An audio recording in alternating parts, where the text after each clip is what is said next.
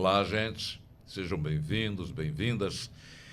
Por que em um mundo em que as pessoas procuram tanto beleza, fama, riqueza, dinheiro, ainda deixa a saúde mental de lado? Ou então a procura por remédios para acordar, depois para dormir, para ter atenção, para aumentar o rendimento, para a pressa, para caminhar mais lento. Às vezes o que falta é uma reflexão para quem somos. Hoje a nossa conversa é um convite justamente à escuta, ao olhar-se, ao cuidado e à reflexão sobre aquilo que nos torna humanos. Estamos recebendo aqui, no Entretanto, o médico psiquiatra Adalberto Barreto, um dos nomes mais conhecidos da medicina psiquiátrica, não só no Ceará, mas no mundo, na Europa principalmente. Conhecido pelo seu trabalho em saúde mental comunitária e terapia integrativa da comunidade Quatro Varas. Adalberto, seja bem-vindo. A gente sabe que Fortaleza é uma das capitais com maior número de farmácias, de clientes de farmácias. Por que o mundo anda assim, Adalberto? Essa é uma boa pergunta. Boa pergunta, é. Eu diria que a evolução das sociedades, não só aqui no Brasil, mas no mundo inteiro, elas têm crescido numa dimensão que tem provocado estresse, fratura dos vínculos sociais, ódio, não é?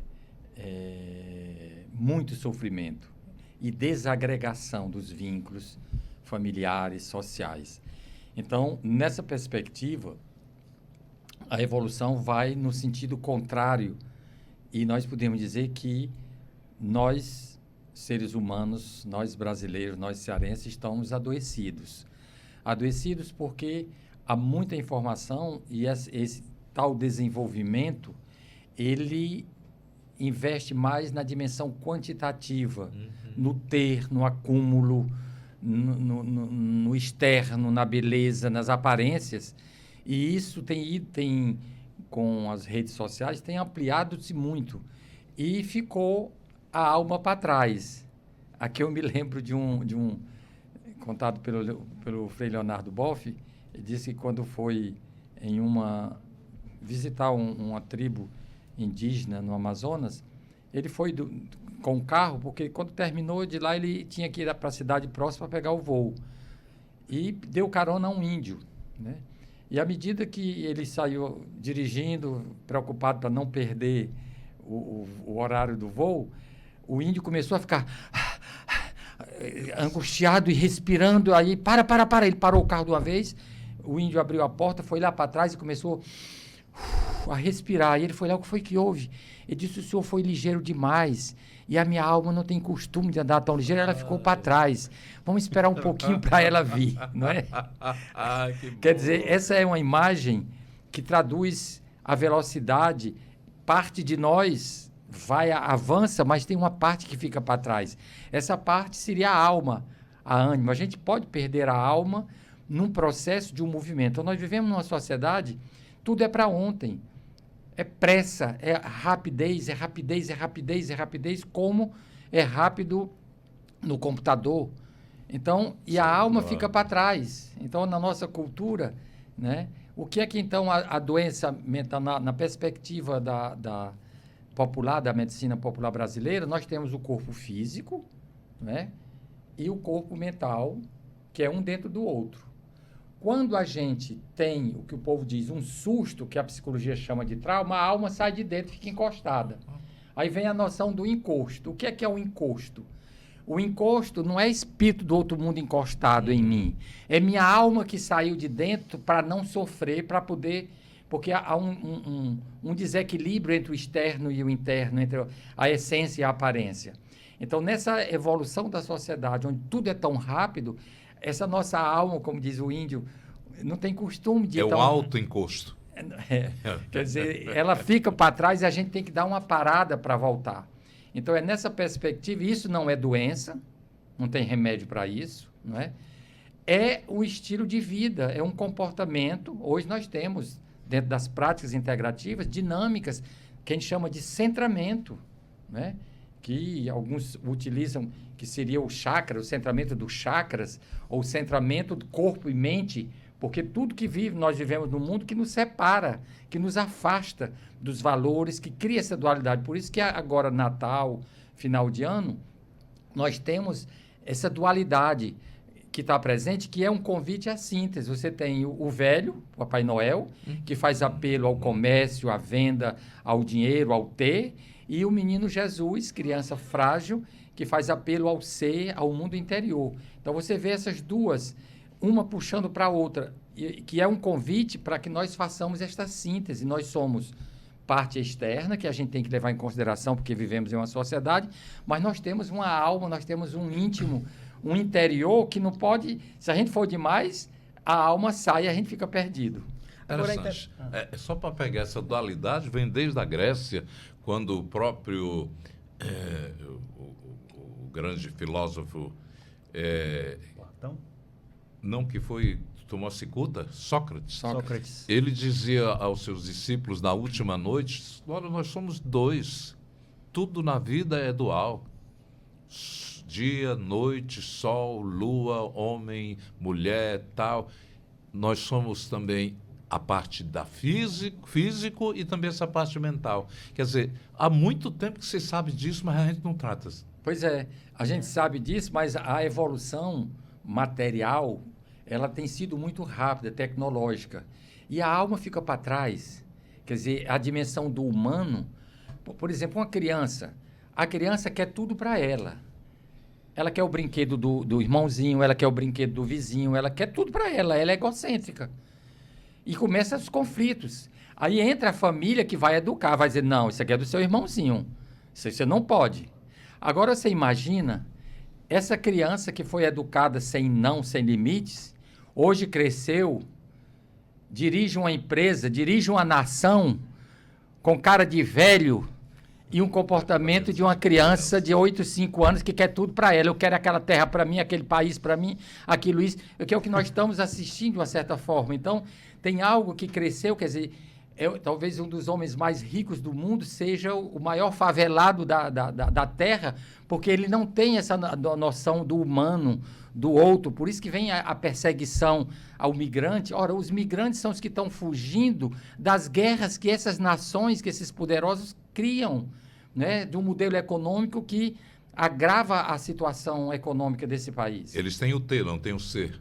Exatamente. Então, hoje, eu diria, nós estamos adoecidos do ser, que aí a gente precisa ter cuidado no campo da psiquiatria, que eu vejo uma tendência, é uma tendência de psiquiatrizar o sofrimento. Uhum. Porque uma coisa é uma patologia, uma doença tem cura, e só os profissionais de saúde podem interferir e diagnosticar. Mas tem a dor da alma, o desgosto. Isso não é doença, é o sofrimento que faz parte do crescimento humano. E isso nós estamos hoje, de uma certa forma, psiquiatrizando o sofrimento. Então, se medicaliza e dá remédio para coisa que não é uma doença em si. E o que é que a gente faz? A gente acolhe com os recursos da cultura, não é? Com essas situações. Nós estamos vendo, por exemplo, agora você falou há pouco tempo, aqui o Ceará, onde os jovens... Número de jovens que estão internados por conta de adoecimento mental. Adoecimento mental. Se você olhar para a dimensão individual, esse aqui é o risco, é achar que tem um parafuso frouxo, que o problema é do intrapsíquico, é um problema individual. Não, é um problema coletivo, ele é o sintoma de uma sociedade que não está levando em consideração a saúde do convívio. Para mim, o futuro da psiquiatria não é investir nos espaços asilares que segregam, é nos laços afetivos. Porque como é que vive a juventude hoje, você vê na periferia de Fortaleza e de todo o Brasil? Um jovem não pode passar de um determinado limite, tudo está territorializado. Se um jovem atravessar uma rua, ele pode ser morto pela outra facção. Então, os jovens estão aprisionados. Então, é neste meio da juventude, não é, que está produtiva, que ela está adoecida porque está esquecida. O que é que está faltando? Me perguntaram recente, será que está faltando fazer um diagnóstico precoce? Não, está faltando políticas sociais de agregação. Eu me lembro do tempo da minha juventude, que eu fazia faculdade, nós tínhamos as pastorais das igrejas tinham um grupo de jovens. Eu me lembro, eu participava de um que era a irmã Yolanda, Brasil. Todo sábado a gente passava a tarde lá, era 40, 60, 70, 80 jovens, a gente refletindo, conversando, fazendo... Hoje nós não temos mais. Esses jovens estão indo para onde? Se sai de casa, não sabe se volta. Se estão jogando, vem e atiram. Então, eu acho que o que está acontecendo esse é um sintoma do mal-estar da sociedade. E que a gente tem que ter cuidado para não tentar psiquiatrizar, como já estão dizendo, olha, tem mais doença mental, portanto, tem mais problema mental, está faltando mais psiquiatra, está faltando mais remédio. Não, está faltando políticas sociais de investir nesses jovens. Como assim? O que é a doença mental? É quando eu começo a perder vínculos com a realidade. Não é? Por isso que as migrações adoecem. Você, quando migra, sai de uma cidade para outra, você perde vínculos com a terra, com a família, com os valores, termina perdendo o juízo, que é a doença mental. Então, as pessoas estão num processo de perda. A nossa sociedade está levando a essas perdas. Qual seria a melhor prevenção? Agregar. Como assim? Pela cultura. Sem cultura não tem identidade. Você vê, Nonato e Yuri, nós temos aqui o mês de junho, que é o mês de São João. O Nordeste todo, 3, 4 meses antes, essa juventude está se preparando para as quadrilhas. E era para investir, estimular, que todos os colégios apresentassem. Esses grupos de folclore que tem na cidade toda, é lá que deveria ser investido para que esses jovens, indo para lá, tomar esse banho de cultura, se identificar com valores da sua cultura negra, indígena, o que é que seja, poder salvaguardar essa identidade. O risco que eu vejo é, como já começou a notícia, então os cearenses estão adoecendo mais porque tem o juízo fraco. Não, está faltando políticas de cuidado, de inserção social, valorizando os recursos que nós temos da nossa cultura. E inclusão a lá Ernesto Bassalho não é colocar em asilo, em hospital, não. O futuro da psiquiatria é investir nos vínculos, nos laços que agregam, que aproximam, que geram empatia. Por exemplo, a gente vê aqui e acolá alguma coisa simbólica, não é? Nós temos aí o campeonato de futebol das favelas, né? Que como eles chamam que é uma iniciativa interessante, deveria ser... Copa Arena, né? Exatamente. Poderia ser, por exemplo, aqui no Ceará, botar esse jovem para se encontrar, para brigar, não com faca nem com revólver, mas com a bola, a mediação. Né? Você vê como é engraçada a questão da mediação. Antigamente nós tínhamos a briga de galo. Na briga de galo se juntava o patrão, o empregado, o analfabeto, o doutor, todo mundo vinha assistir. Aqueles galos, aqueles canários que estavam brigando, a gente estava resolvendo os problemas. Quem estava assistindo estava resolvendo o seu problema. O meu canário, pequenininho, derrubou o do doutor. Quer dizer, aquilo dali proibiram, porque não pode, por conta da questão da consciência do animal, o que é certo. Então, nós estamos perdendo as mediações. Então, agora é mão na cara, é tiro em cima do outro, né? E isso tem dificuldade, está faltando mais mediação. Essa mediação seria através dos campeonatos de futebol. Vamos fazer, por exemplo, o campeonato da melhor quadrilha do Ceará, ou de Fortaleza, ou de cada cidade, que cada colégio juntasse essa juventude na noite para irem treinando, dançando para apresentar. Essa seria uma maneira de nós, talvez, trabalharmos em prol da saúde mental. O Nonato sempre fala, a gente fala sempre no programa, né, Nonato, das escolas que fecham no feriado, fecham no sábado, fecham no domingo, que é justamente a oportunidade de trazer outras atividades, né? Os próprios equipamentos culturais que fecham, museu fecha. Tem museu que fecha às 5 horas da tarde, né, que a pessoa ainda está na escola. Então, todas essas atividades, né, que fazem parte justamente desse processo, né, de acolhimento. E de cuidado, né? Porque você cuida dessa juventude.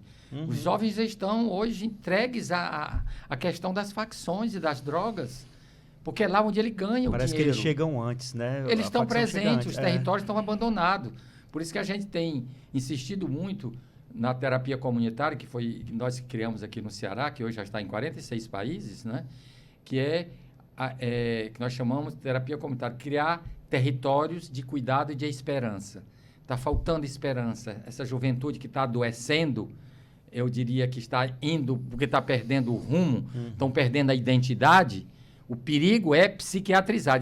Pronto, está aumentando a esquizofrenia, está aumentando isso, portanto, tem que aumentar psicotrópico. Não, claro que os remédios são importantes e necessários para quem tem, mas não é por aí. Se nós formos medicalizar o que está acontecendo ou psiquiatrizar, nós vamos fazer um grande asilo desse país. Me lembrando aqui o médico da maternidade escolar Chateaubriand, não estou lembrando o nome dele, que ele brigava para que as parteiras fizessem... Galba Araújo. Professor Galba Araújo foi meu professor. Me lembro, doutor Galba disse, não, as parteiras têm que ficar aqui na maternidade aprendendo, a gente vai aprender com elas, olha. Exatamente. Dizer isso. Mas é isso. Incrível. Convivência, convergência, não é? A escuta, né, também. A escuta e o cuidado, não é? Quer dizer, a essência e a aparência, esse é o grande conflito entre nós. Se eu me aproximo demais da minha aparência, eu fujo da minha essência, eu não sei mais quem eu sou. Mas se eu ficar demais na minha essência, eu me afasto da aparência, eu também sou bombardeado. Então, entre um e outro, essa constante atenção. Tem que ter um nivelamento. Um nivelamento. Você não pode nem ir muito, nem voltar também, nem ficar profano, nem santo. Exatamente. E aí vem esses momentos como o Natal, como a Páscoa, como esses calendários culturais que nós temos, que são momentos de parada, para você dar uma parada e refletir, né? E às vezes a pessoa não consegue parar. Não consegue parar. Ou quando para, no final de semana, vão para as praias, levam um sono às alturas, que nem consegue dormir. Não sei como é aquele pessoal passar a noite todinha, um sono às alturas, terminando, voltam mais cansados que o que foram. Então, essas pausas, o Natal é a hora da gente rever, não é? O próprio Cristo... Não é? Por que é que tem tanta depressão no Natal? Isso nós já conversamos há uns anos atrás aqui. Porque no Natal é a hora do balanço. A criança interior que nós temos com a criança vitoriosa, mítica, que foi o Cristo. Esse Cristo nasceu numa manjedoura, lá onde os cavalos... Por isso que a vaquinha, o presépio mostra isso. Isso não está na Bíblia, porque foi depois, foi São Francisco que lembrou e criou o presépio, né? Então, esse Cristo nasceu fora da família, como um migrante fugindo de uma guerra, fugindo de situações, mas mesmo assim ele venceu. Então, tem a depressão do Natal. No Natal, tem muita gente que se deprime, porque quando a criança interior se junta com essa criança vitoriosa, ele diz, eu não tenho nada para celebrar, dá tudo errado, foi só perda e sofrimento, e ele fica enganchado nisso. E se esquece de dizer, mas o Cristo também nasceu fora da família dele, e ele venceu, então eu também vou vencer. Esse é que é o sentido, eu diria, cristão e espiritual. A espiritualidade é um apelo a essa dimensão invisível que está dentro de cada um de nós. Eu gosto muito de um provérbio que diz, um pássaro pousado em um galho não tem medo que o galho se quebre, porque a sua confiança não está no galho, sua confiança está nas suas asas, na sua capacidade de voar. Então, na nossa vida, todos nós temos nossos galhos, que são provisórios. São relacionamentos, são empregos que a gente tem, de repente quebra o galho, a gente cai. E essa noção de quando o galho quebra, é que a gente vai descobrir que nós não somos um mero galho, nós somos pássaros que vamos voar. Então, os que se deprimem, os que estão adoecidos, são os que caíram e acham que estão galhos. Depois, precisa que alguém venha dizer, olha, você não é galho, você é um pássaro, venha voar. E aí a pessoa vai tomando essa consciência de que a gente tem dificuldade. Eu acho que faz parte da condição humana o sofrimento. Mas a gente não pode, como dizia meu pai, se enganchar em teia de aranha. Tem muita teia, você se mexe, se vira e vai para frente, né? Doutor Adalberto, em que momento da sua vida o senhor percebeu que o cuidado com a saúde mental precisava ir além do consultório? Foram dois momentos importantes. Uma vez eu estava no consultório, no Centro de Estudo da Família, era eu, doutor Mourão, e tinha um psicólogo francês. Já era mais ou menos 8 horas da noite, nós estávamos fechando o consultório, quando um carro, um táxi, para de frente e sai uma família, né, que vinha de uma favela, e disse, aqui é o Centro de Estudo da Família, eu queria falar com o doutor Adalberto. Eu disse, sou eu. Ele disse, eu estou com uma filha que está com um espírito. E eu levei lá para o hospital e estão querendo internar como se ela fosse doida. Ela não está doida, ela está sendo possuída por um espírito. E disseram que o senhor entende. Aí a gente, então... abrimos a porta do consultório e a família entrou. Era um pai, o pai, um filho e uma filha. Eles eram meio-irmãos por parte de pai, mas eram de mães diferentes. E, de fato, essa filha, quando tiraram ela do carro, ela não queria sair. Ela estava visivelmente em um estado psicótico, né? Aí ela não queria sair. Aí o pai me disse, está vendo, doutor? O espírito já percebeu. Está segurando ela. Não está querendo sair, porque sabe que daqui ele não vai voltar para casa. Eu sei que eles entraram e nós ficamos sentados e começamos a conversar. E ela, visivelmente agitada, e o irmão começou a se segurando nas mãos dela. E esse irmão, de repente, entra em transe. Aí começou o que eu chamo um diálogo dos possessos. Uhum. Mas para a gente que é psiquiatra, a gente viu aqui dali como uma coisa interessante. Ele segurava na mão dela, testa com testa, ele dizia, eu vim lhe buscar. Ela dizia, mas eu não vou, o seu lugar não é aqui. E aquele diálogo, aí eu perguntei, disse, e ele também entra em transe? Ele também ele disse, doutor, lá em casa é uma doidice. O senhor me acredite, lá na minha casa, o banheiro é lá no quintal. Eu acordo de madrugada para ir mijar, eu já levo uma peixeira, porque ninguém sabe o que é que encontra. Eu peguei a peixeira, quando eu empurrei a porta da cozinha, meu filho, aquele que agora estava com a corda no pescoço, em cima do tamborete, já ia pular para se suicidar. Mas como eu estava com a faca, eu só fiz tchum e cortei, e ele escapou. Então, tá ele querendo se matar e ela louca daquele jeito. E, de repente, ele insistindo para levar ela, era como se ele fosse um espírito que veio buscar esse outro espírito. E ela não queria ir. Então, ele disse, então eu vou. Aí ele vem na nossa direção e cai. Eu tentei segurar, vi a hora de quebrar os dentes. Caiu sem botar a mão nem nada, mas não aconteceu nada. E tentou entrar em contato conosco. Quem é o senhor? Eu digo, sou o doutor Adalberto. O senhor é meu amigo? Eu digo, sou. Pois me dê a mão. Aí eu apertei a mão dele. Daqui a pouco você estava também. Não estava. Aí eu disse, o que é? Aí ele disse, eu sou o Fernando da Gata. Aquele Fernando da Gata. Ele disse, eu sou o Fernando da Gata. E eu queria falar com o senhor, doutor Adalberto. Aí o psicólogo francês disse, eu não tem nenhum Fernando da Gata, aqui tem o Francisco, não é? Era o nome dele. E ele não queria dialogar com ele, e eu digo, ele não veio atrás dele, veio atrás de mim. Então eu disse, pois diga, Fernando, não é? Aí o colega disse, mas você não pode delirar com o delirante. Eu digo, não, isso não é delírio, isso aí é crença. Depois a gente discute entre nós. Aí ele disse, eu quero lhe pedir uma coisa. Eu digo, pois não. Eu queria que você curasse a minha menina. Ele não disse a minha irmã. A minha menina. Então, ele tinha uma relação com a irmã. Não é? Aí eu, ingenuamente, era a primeira vez que eu conversava com os espíritos, eu disse, não se preocupe não que eu vou curar você e a sua irmã. Ele disse, eu não sou um doente. Eu disse, desculpe, Fernando, isso é mal nosso, psiquiatra, a gente pensa que todo mundo é doente, quer dar remédio. Desculpe, eu vou cuidar dela. Tudo bem. E aí começamos ali a conversar, isso já era quase meia-noite, né? Aí eu disse, Fernando, já está ficando de noite, é bom, você pode voltar para casa, vamos embora, e vou daqui a pouco. E daqui a pouco ele volta ao normal. Mas aí eu fiquei com aquela preocupação. Isso é um caso típico que os espíritas dizem de desobsessão.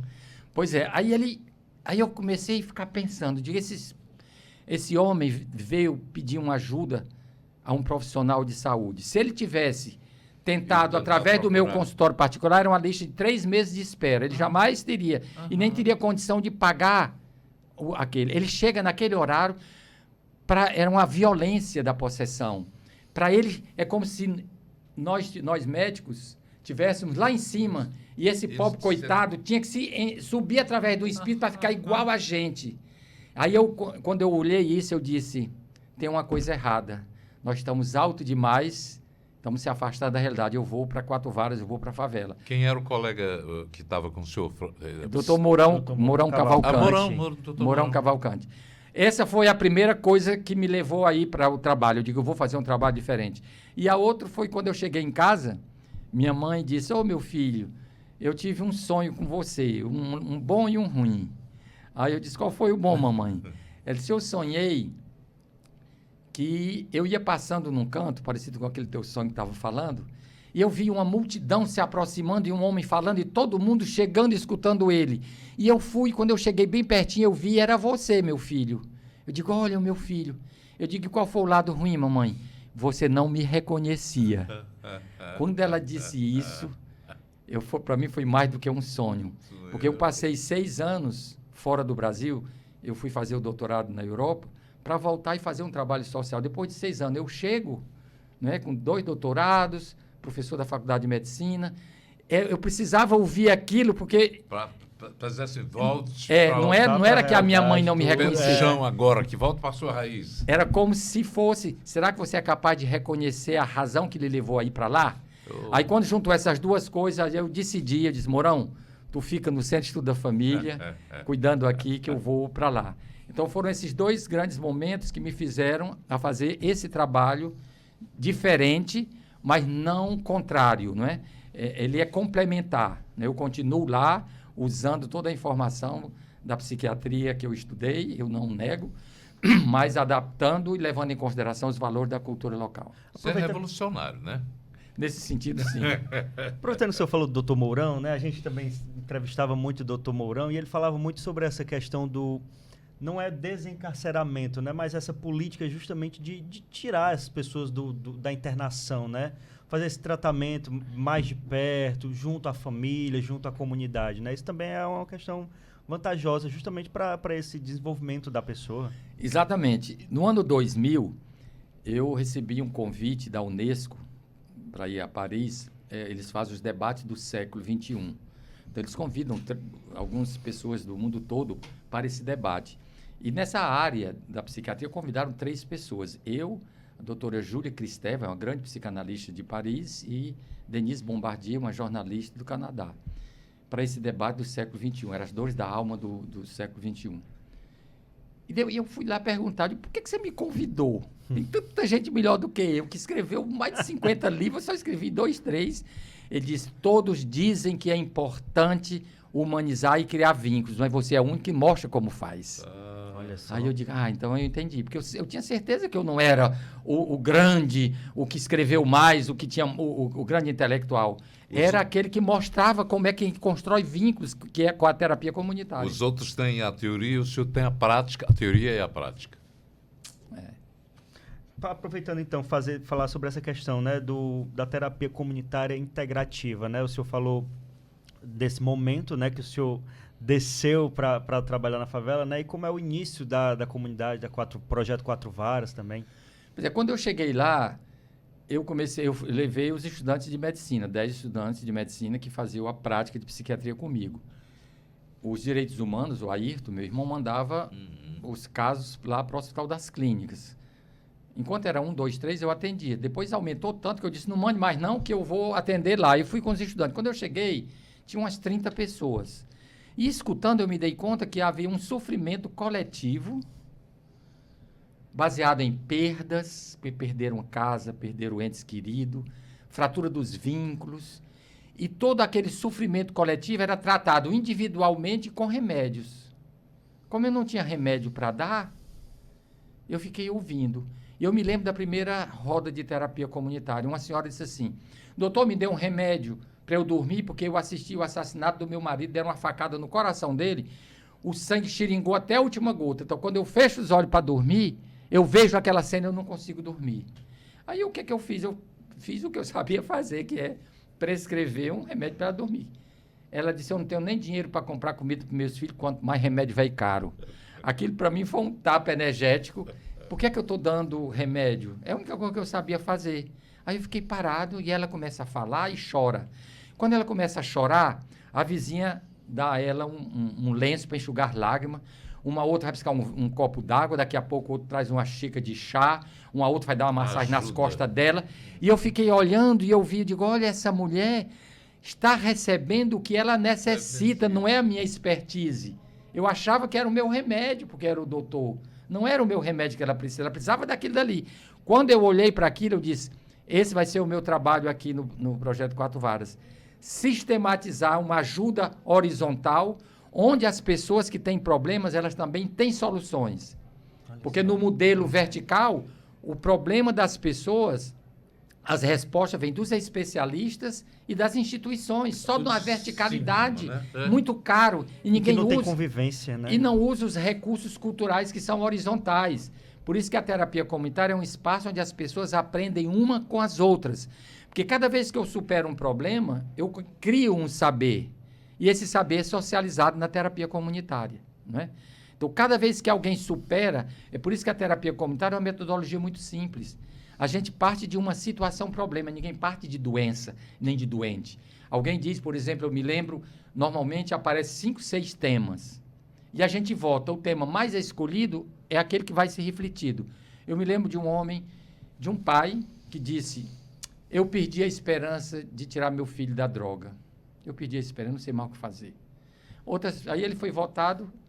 Então, o tema dele foi votado, aí ele vai falar um pouquinho da perda da esperança. Quando ele termina de falar, a gente lança a pergunta para o grupo, quem de nós algum dia já perdeu a esperança, não ligado à questão da droga, a esperança como ser humano, a esperança de se casar, de arranjar um emprego, de fazer uma viagem, de sei lá, quem um dia já perdeu a esperança e o que é que eu fiz para recuperar? Aí vão emergindo as pérolas, cada um vai dizendo uma coisa. Então, aquela pessoa que veio com um problema sai com 10, 15 possibilidades. Então, a gente parte do particular para o universal.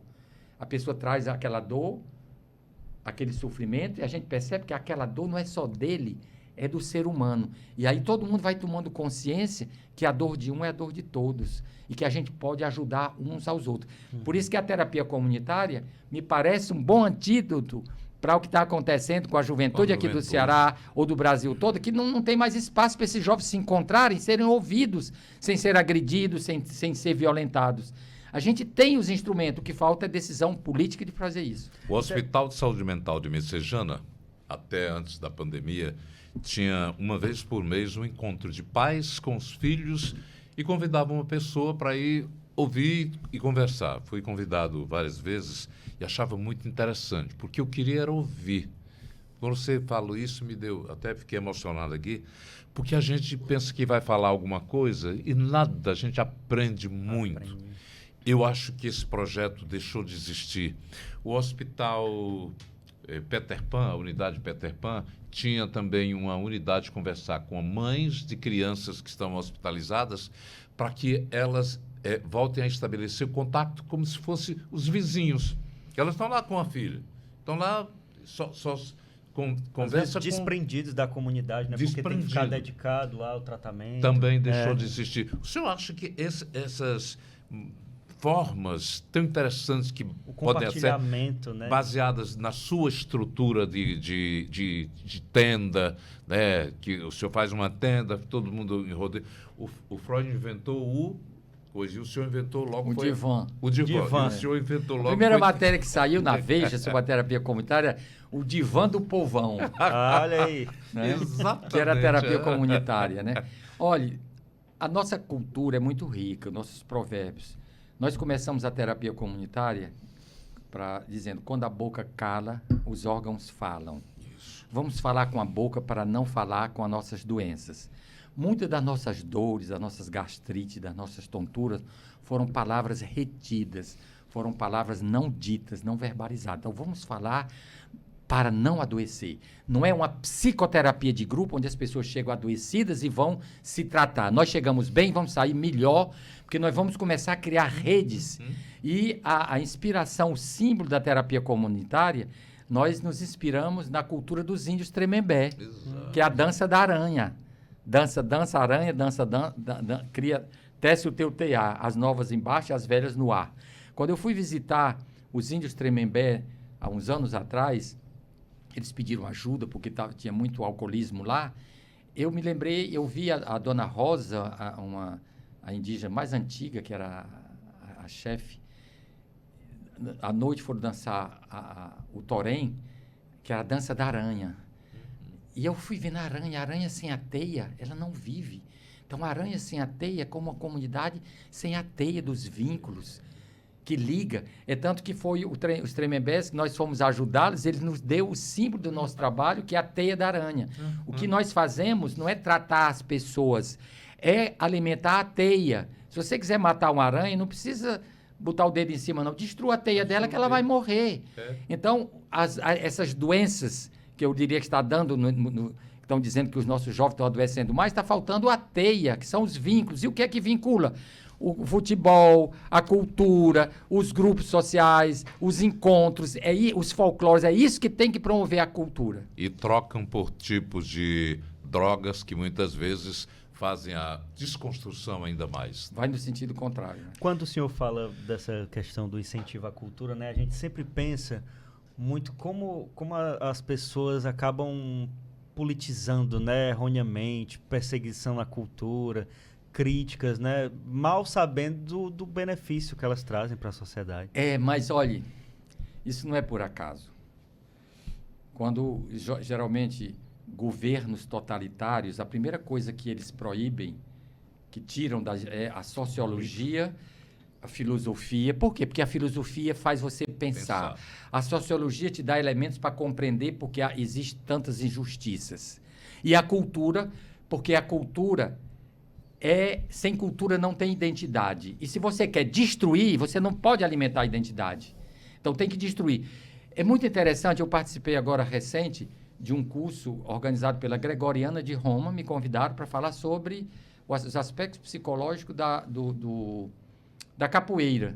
Eu não sou muito da área da capoeira, mas comecei a me aprofundar e vendo. Foi muito interessante. Quando os negros vieram da África para o Brasil, vinham da mesma cidade ou da mesma família. A primeira preocupação do cara que ia comprar era botar um para o norte e para o sul para que eles não se encontrassem, para perder a identidade, para não saber quem eles eram. Não é? E assim eles fizeram, mas não conseguiram. Como é que os negros africanos conseguiram salvaguardar? Pela religião, primeiro pegaram pelo sincretismo religioso, eles colocaram dentro de cada santo católico um orixá, e juntos, olhando para a mesma imagem, cada um estava vivendo uma coisa diferente. Não é? E a capoeira. A capoeira não é apenas uma coisa de defesa. Simbolicamente, é o corpo acorrentado, não é? Que viviam os africanos, onde eles pinotavam. E aí é interessante, eu fui ver os cânticos que são cantados na capoeira. Eu fiz um estudo comparativo com o canto gregoriano, com os mantras budistas. As palavras são as mesmas, do mesmo jeito que no canto gregoriano reunia as pessoas para poder, o Senhor é meu pastor e nada me faltará, e aquela coisa toda. Na capoeira também tem acorda negro, tu nasceu para ser livre, tem as músicas cantando. Então, toda a parte da cultura é para lembrar o negro que ele é um ser humano, que eles fizeram dele um escravo por um erro da humanidade e não por uma questão da essência. Então, quando um regime totalitário, seja de que natureza for, ele vai atacar aquilo que vai constituir a identidade de um povo, porque é lá onde esse povo pode resistir a toda forma de manipulação. Nós vivemos numa sociedade onde tudo mudou rapidamente, de 30, 40 anos para cá. Pergunta que eu faço, como preparar a geração Z, ou essas novas gerações, para lidar melhor com as frustrações, com os sofrimentos, que eles estão afastados desse conhecimento, né? Até mesmo por falta de grupos familiares que convivem a mesma doença, todos acompanham ali na comunidade. Não, há uma dissociação até mesmo do sofrer. Até, só para complementar, até essa questão da comunidade, né? Hoje em dia, o que é pregado é justamente você sozinho, em pessoalidade, você não conhece nem o seu vizinho mais, você não dá nem bom dia, a individualidade. Eu tenho visto muito pessoas, não é? Como há um excesso de informação, gera uma confusão muito grande. É muito interessante a gente ver, por exemplo, outro dia uma cliente minha me ligou, estava desesperada, que estava sem dormir, estava angustiada, minha vida não tem mais sentido. E eu perguntei o que foi que houve. Ela disse assim, a lei Magnífica foi retirada do ministro fulano de tal. Eu digo, eu que admirava tanto aquele presidente, e agora ele faz um negócio desse. Eu disse, a sua família é uma família de políticos conhecida no Brasil? Não tem ninguém, é a família Silva. Então, minha filha, essa dor é sua ou é da família outra Porque quem é que perdeu? Foi alguém. Por que eu sinto a dor do outro? Aí é onde entra a manipulação das bolhas que são criadas para que as pessoas terminam sentindo uma dor que não é delas. A outra questão, mas agora os impostos estão... O IOF, você sabe o que é o IOF? Quem vai pagar imposto é só quem tem muito dinheiro. Você tem muito dinheiro? Não tem nada não, então essa dor não é tua, criatura. Por que é que tu vai sentir isso? Então está havendo uma confusão tão grande e isso é manipulado por aquelas pessoas das ideologias que criam bolhas de alienação para manipular nas votações, para manipular na questão da construção do poder. E lá onde tem o poder, que não tem amor, eu acho que talvez uma das questões é desenvolver mais o senso crítico, a gente ter mais espaço para pensar, para questionar, e não ficar engolindo essas... Ter mais senso crítico. E agora, você vê com essa deep... Deep Web? Não, a Deep Fake News, Fake né? News, Quer dizer, não é tão nova, porque o Evangelho já falava do joio e do trigo. Sempre na humanidade teve o lobo vestido em cordeiro. Então, nós estamos vivendo, hoje está mais aperfeiçoado, mas sempre acompanhou a humanidade essa dualidade, que aqui talvez para a gente terminar, eu digo que nós temos, todos nós, um anjo e um diabo dentro de nós mesmos. Mas entre o anjo e o diabo, que estão sempre brigando, tem o humano.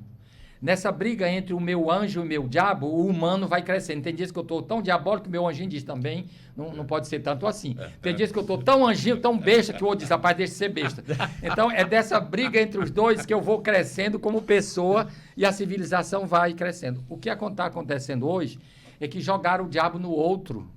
Então, se o diabo é o outro, eu sou o anjo.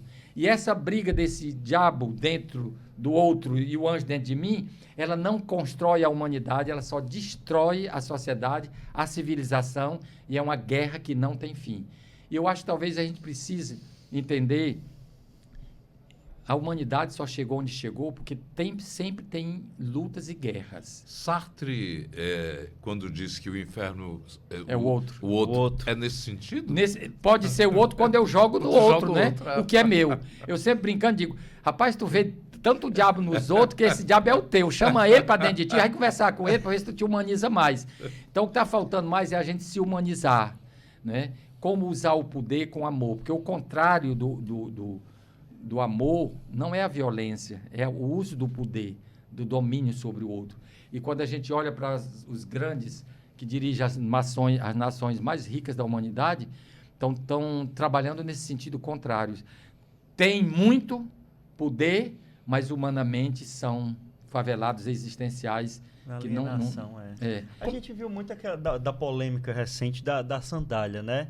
E o pessoal, enquanto vocês estavam brigando, os dois lados brigando pela polêmica da sandália, o que você perdeu, né? Você estava alienado ali. É a manipulação, a gente tem que ter senso crítico, tem que estar sempre desconfiando. É como o lado São Tomé, deixa eu ver para crer. A gente ter mais senso crítico. Mas as coisas são feitas de tal forma que é para a gente não pensar. Porque se eu penso, eu vou dizer talvez não, eu vou gerar dúvida. Eu acho que a gente tem que ter mais senso crítico. A educação da obediência é a pior que tem, porque se você for educado a obedecer a quem tem um chicote na mão, quando o chicote muda de mão, você faz o que aprendeu, que é obedecer a quem grita com você. Eu acho que temos que voltar a nos humanizar. Durante outras entrevistas com convidados aqui, nesse Entretantos, nós começamos sempre a falar da infância. Da infância. E aqui está deixando para o final. Eu queria, antes de ir para a infância, Leonardo, só fazer uma pergunta, né? O senhor falando sobre essa questão de psiquiatrização, né? De remédios, né? O que o senhor acha justamente desse boom, né? De diagnósticos? Hoje o pessoal fala muito, hoje em dia tem muita TDAH, tem muito autismo. É porque no passado não tinha? Não, e agora é comércio. Diagnosticar, dar um novo diagnóstico, significa um novo remédio e um novo comércio. Somente isso. Para tudo hoje tem que ter um diagnóstico. A gente não precisa, não é de etiquetas, a gente precisa dar sentido àquela dor. O sofrimento, os nossos sintomas, não é sinal de fraqueza. O nosso sintoma é alerta para a gente rever a nossa condição de vida, o nosso itinerário de vida.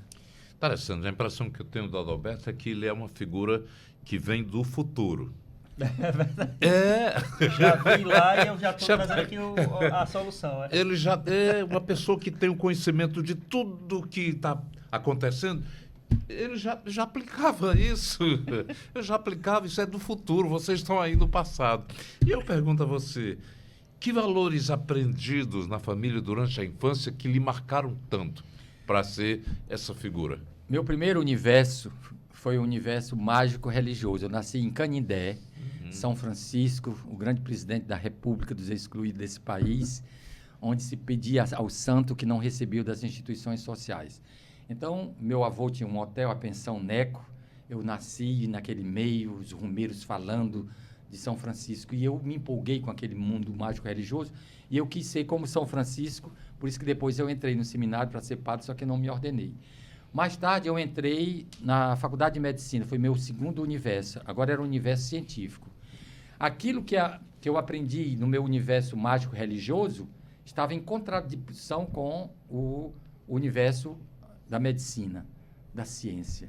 Aí eu vou descobrindo que aquelas almas que eu queria salvar, elas tinham corpos, que esses corpos estavam abandonados pelas políticas públicas, políticas sociais. E aquilo eu fui entendendo. Aí eu fazia filosofia à noite e medicina durante o dia. No terceiro ano da faculdade de medicina, eu vivi uma crise existencial muito grande.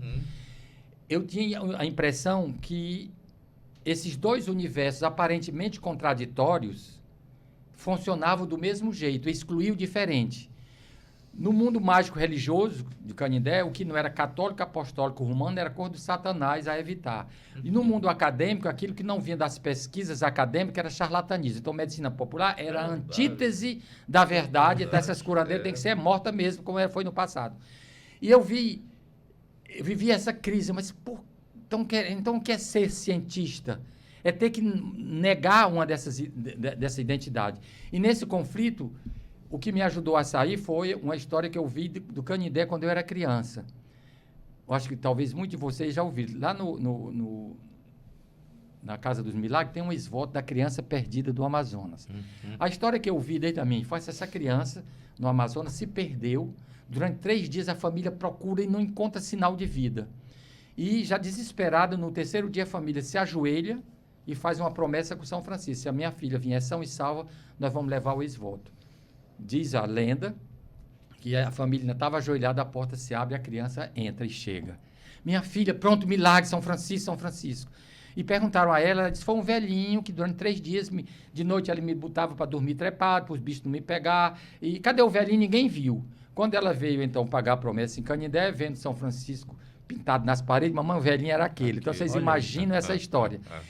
Só que eu via agora, fazendo filosofia e medicina, eu revisitei essa história e fui entender a história do mito. A partir de que momento a criança foi achada? Foi quando a família fez apelo aos valores da cultura dela. Como eram católicos, fizeram a São Francisco. Mas se fosse umbandista, se fosse de outra religião, funcionava. Imediatamente eu entendi o mito antes da teologia, antes de ver a teoria, eu já estava vivendo na prática. Eu digo, Adalberto, essa é a tua história. Tu estás perdido na cidade dos saberes, que é o mundo acadêmico.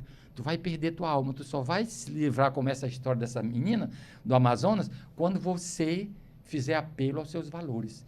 E a partir daquele momento eu disse para mim mesmo, eu vou mostrar que eu posso ser cientista, universitário, caboclo, cearense, nordestino, com muito orgulho, eu vou juntar essas duas coisas.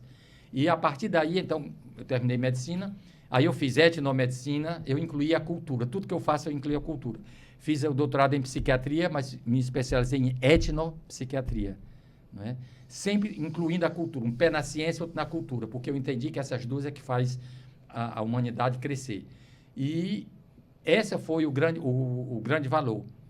Uma outra da minha infância foi no dia de sábado, eu fui com a minha mãe eu devia ter 4 anos, 5 anos. Nós fomos para a feira, e eu devia estar, eu não estava perdido não, mas minha mãe estava me procurando e me encontrou lá no monturo, né, pegando em papel sujo, aquelas coisas. Meu filho, o que você está fazendo aí? E eu disse, mamãe, eu estou querendo ver se eu acho aqui uma carteira cheia de dinheiro. Devia estar faltando alguma coisa lá em casa e a criança querendo ajudar. Aí a minha mãe, limpando as minhas mãos, disse, meu filho, não se esqueça que para você achar uma carteira cheia de dinheiro, alguém precisa ter perdido. Nunca faça a sua alegria em cima da tristeza de ninguém. Aí eu disse, mamãe, pô, eu não quero mais achar, não. Só depois, quando eu estava fazendo filosofia, foi que eu vim entender que ela estava me educando dentro da filosofia cristã, dos valores da nossa cultura. Vamos bater palmas para eles? Muito bom. Vocês também podem bater palmas. A figura de Dr. Adalberto Barreto também se insere nesse legado franciscano, a quem Jesus teria pedido, mude a minha igreja, renove a minha igreja. E ele pensava que era capelinha também, para onde ele passou. Quando, na verdade, era mudar um pouco o interior de si, para que a evolução cristã pudesse ter a mística do legado que ele deixou. Você não muda a ciência, você não altera o profano nem o religioso. Você adequa as partes com uma sublimidade que é fora do comum.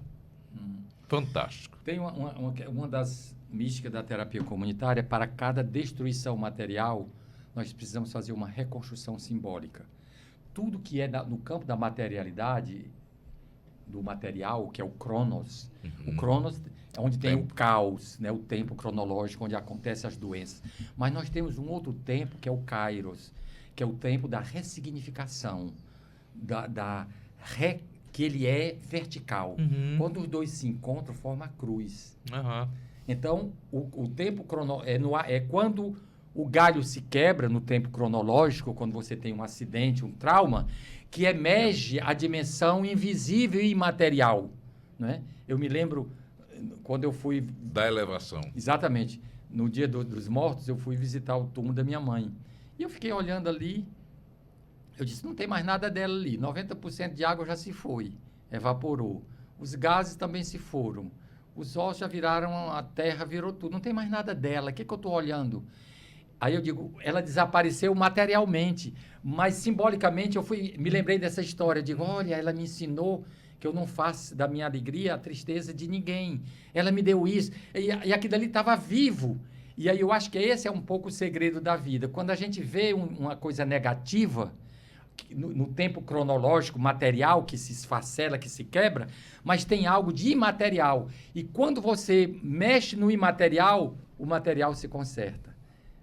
Nosso trabalho como terapeuta é trabalhar, não é na questão material. Às vezes as pessoas dizem assim, tu trabalha numa favela, o pessoal está precisando dar telha, não é dar, nós trabalhamos no imaterial, dá esperança, cuida, faz com que as pessoas descubram o valor que elas têm. Coisa que não existe nas gôndolas de supermercado, nos shoppings, nada disso existe. Exato. Na verdade, existe dentro de cada um de nós. Obrigado, doutor Adalberto Barreto, Yuri. Obrigado. Vocês também que acompanharam. Que aula fantástica para um novo tempo que começou neste ano.